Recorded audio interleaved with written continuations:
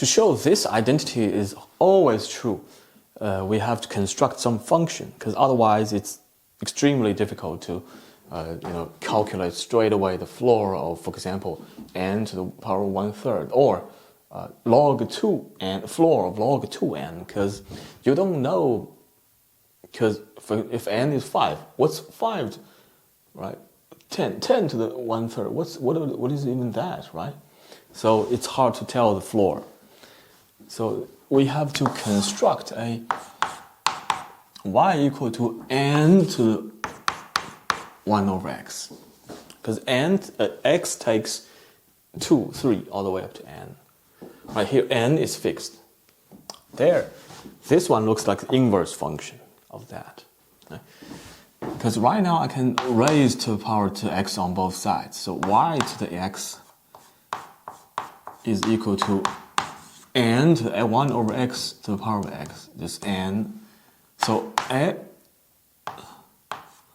x is equal to log basis y, n. Right? So this is its inverse function. Right? So x can be represented in terms of y. Right? And also, floor is just the integer part. Right? Integer part of 3.5 is 3. That's the integer, biggest integer, no larger than the inside number. So we can just roughly sketch the graph. So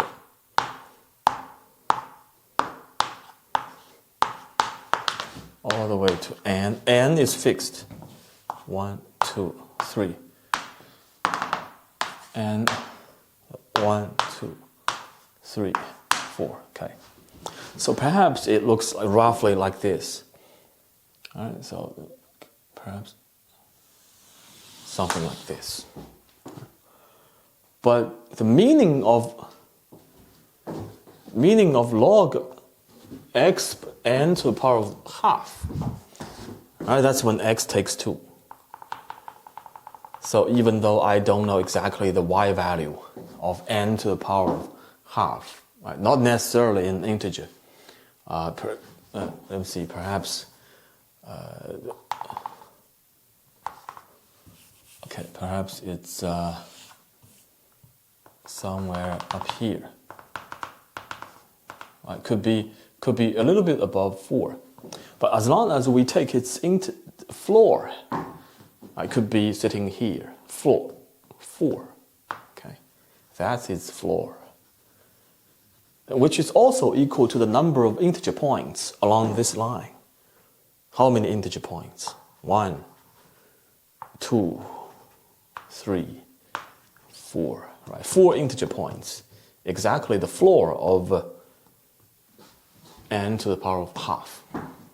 Likewise, the floor of when x takes 3, right, n to the power 1 over 3, so also equal to the number of integer points right from here. So as long as we restrict, I want to restrict the between, but that's not including the integer points on this line. This line, how many integer points?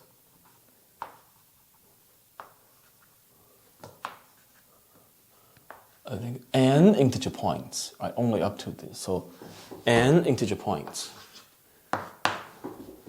And here, along this line, floor of n to the power half. Along this line, we have this many integer points, all the way up to the floor of n to the power of 1 over n, right? So integer points along this line. Right, that's the total number of integer points restricted between this line, and this, right? So only up to here. Only up to here. Above this line. And this line. So this line, this line. Right? But that's the way we count it. Is we count along this line, along this line, along this line. But we can also count along this line, along this line, along this line. So along this line, how many integer points? From here, here, here, up to here. N integer points. And so along this line, how many integer points? All we have to do is to insert y equal to 2 down here. Log 2n, that's when x is equal. So x is right here. Not necessarily an integer, right? When you take its floor, could be 4, right? For example, if it's 4, then that would be equal to the number of integer points along this line. 1, 2, 3, 4, right? So the floor of log of 2n, right? So we count along this line. Insert y equal to 3 down here. So x is, so again, take its floor. Log 3 and floor. Plus all the way up to, we count,